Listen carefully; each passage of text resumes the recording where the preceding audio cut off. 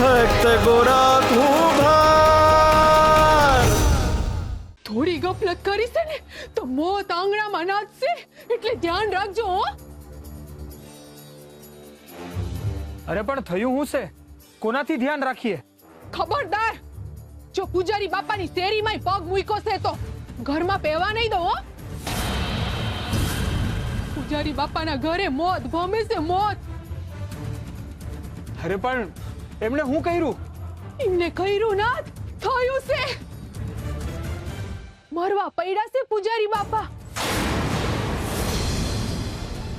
પૂજારી બાપા મરવા પડ્યા છે? શું થયું એમને? અરે હું મારી નજરે જોઈને આવી છું. પૂજારી બાપા જીવન મરણના વચ્ચારે ઝૂલી રહ્યા છે. રક્તપિત્ત થયો છે એમને.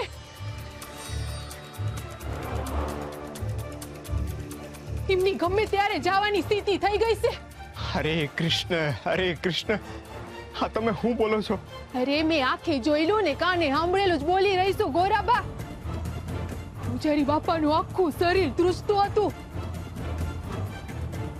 કહે છે કે પૂજારી બાપાના હાથના આંગળા, પગ અને આખું શરીર ધીરે ધીરે ખરવા માંડશે.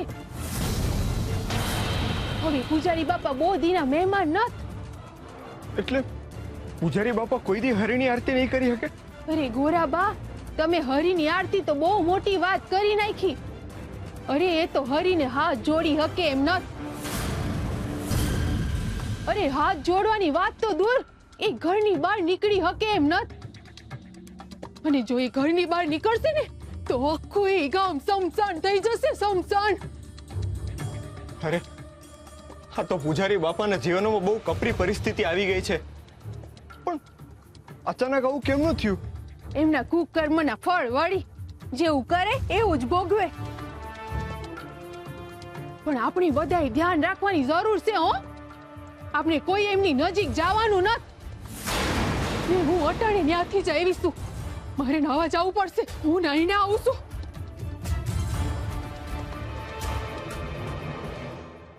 ભાઈ, જો કોઈ એમની પાસે નહીં જઈ શકે, હા માંદગીમાં એમની સેવા કોણ કરશે?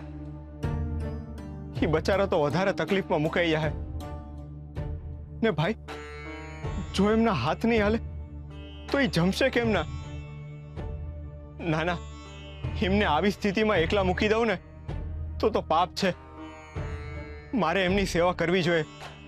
હરી ખુશ થાય. વાહ, હા તો તારી લાગણી અને ભાવના છે, બાકી આ શક્ય નત. પૂજારી બાપાને રક્તપિત્ત થયો છે. એ એક ચેપી રોગ છે અને એનો કોઈ ઉપચાર નથી બા. અને તું એમની ત્યાં સેવા કરવા જઈશ ને તો તને એ રોગ થઈ જશે અને પછી આખા ગામને લાગી શકે છે. મારી વાત માન બા, તું એમની સેવા કરવા ન જા.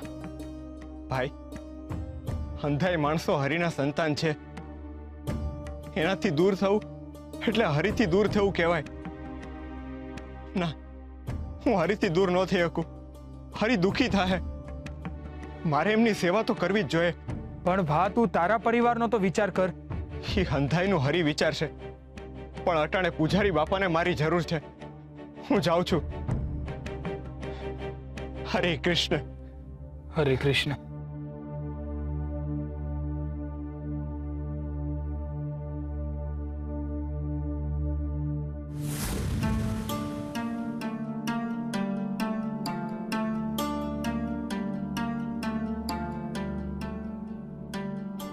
અરે વાહ, મારી સાડી તો તારા પર ખૂબ શોભે છે. તમારો જેટલો આભાર માનું એટલો ઓછો છે બેન. તમે મારા જેવી અજાણી અને અભાગી છોકરીને આટલા પ્રેમથી આવકાર આપ્યો અને પોતાના ઘરમાં જ નહીં, હૃદયમાં પણ જગ્યા કરી આપી. તમે બહુ હારા માણસ છો બેન. માણસે તો હારા જ હોવું જોઈએ અને ઈશ્વરે પોતાના માટે ઊભી કરેલી ભેટ છે માણસ. ઈ કેમની ખરાબ હોઈ શકે? અને આટલી નાની વાતમાં આભાર શેનો માનવાનો હે? માણસ માણસની મદદ ન કરે તો કોણ કરશે? વાહ, ખોરડું અને સંસ્કારે એક. તમને ખબર છે, ગોરા ભગતે એકદમ આવું જ કહેતા હતા મને. હું સાચું કહું બેન, મેં આ દુનિયામાં કેટલાય હરિભક્તો જોયા, પણ એમના જેવા ભોળા અને નિસ્વાર્થ હરિભક્ત ક્યાંય નથી જોયા. એમની આંખોમાંથી નર્યું ભોળ પણ છલકે છે. માણસના ખોળિયામાં ભગવાન છે ગોરા ભગત. હું તો એમને જોઉં છું ને તો મને તો હરી જ દેખાય છે. તમારી વાત સાચી છે. ભગત તો ભગવાનનો અવતાર હોય એવા જ છે. એમનો સ્વભાવ જ નહીં, એમના શબ્દો પણ એટલા જ સુંદર છે. એ કેટલા મનમોહક ભજનો ગાય છે, સાંભળીને કાન તૃપ્ત થઈ જાય છે.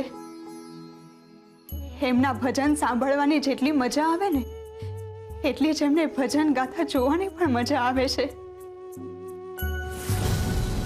એકદમ હરિની નજીક પહોંચી જતા હોય ને એવું લાગે આપણને. એવું લાગે કે એમના શબ્દોની સીડી બનાવીને કોઈ પણ વ્યક્તિ હરી સુધી પોગી શકે. તમે જાણો છો બેન, હું તો જંગલના માર્ગે જવાની હતી, પણ એમણે મને રોકી અને એમની હિંમતના જોરે ખુલ્લી છાતીએ મને પાદળ વટાવી. એમની ભક્તિથી મને મારક કરી આપ્યો ગોરા ભગતે. યુવરાજ જેવો નમાલો માણસ પોતાને પુરુષ કહે છે. સાચો પુરુષ તો ગોરા ભગત જેવો હોય, જેના મનમાં હરી અને કાળજામાં ખરી હિંમત હોય, જે હરીની સામે માથું ઝુકાવી હકે અને કોઈની હાટું માથું કપાવી હકે. આવો પુરુષ તો મેં ક્યારેય નથી જોયો. હિંમત અને હરિનો સમન્વય છે ગોરા ભગત. એ સ્ત્રી ભાગ્યશાળી હશે જેમના ગોરા ભગત હારે લગ્ન થશે. જેને આખા ચોખે શિવને પૂજ્યા હશે ને એને જ ગોરા ભગત જેવો ભરથાર મળશે. ઓહો, આ તો ગોરાબાના કંઈક વધારે પડતા જ વખાણ કરી રહી છે. એવું તે હું મોહી ગયું એમના ભજનોમાં. મારા કાન પાકી જાય છે ને અને તો મનમાં વસી ગયા છે ગોરાબાના ભજન. તમારી વાત સાવ સાચી છે. ભગતને પામીને તો ભવ તરી જવાય. હું સાચે જ સૌભાગ્યશાળી છું કે મને ભગત જેવા પતિ મળ્યા. મારો જન્મારો તો એમને જોતા જ પડી ગયો હતો. શું ગોરા ભગત તમારા પતિ છે?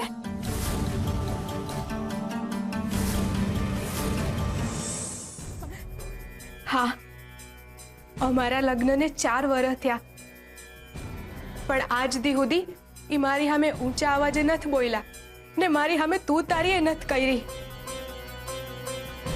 એ તો ઠીક, એમણે જાણી જોઈને કોઈ દી મને પીડાઈ નથી આપી.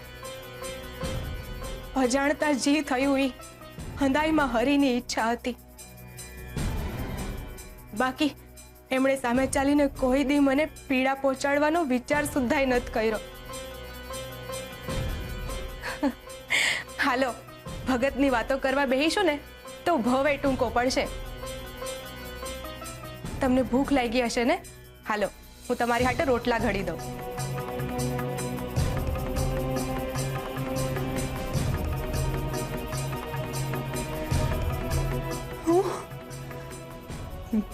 ગોરા ભગત પરણેલા છે?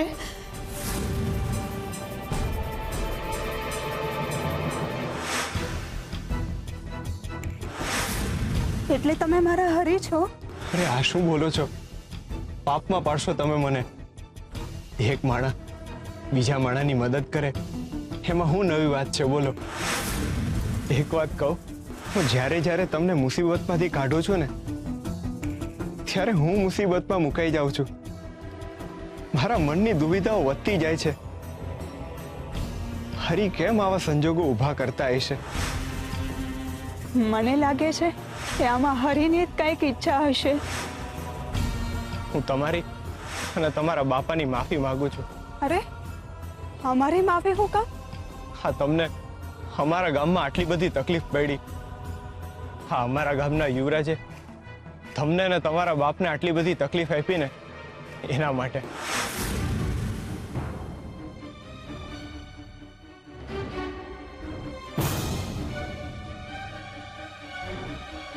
આ હું કરવા જઈ રહી હતી તું ગંગા?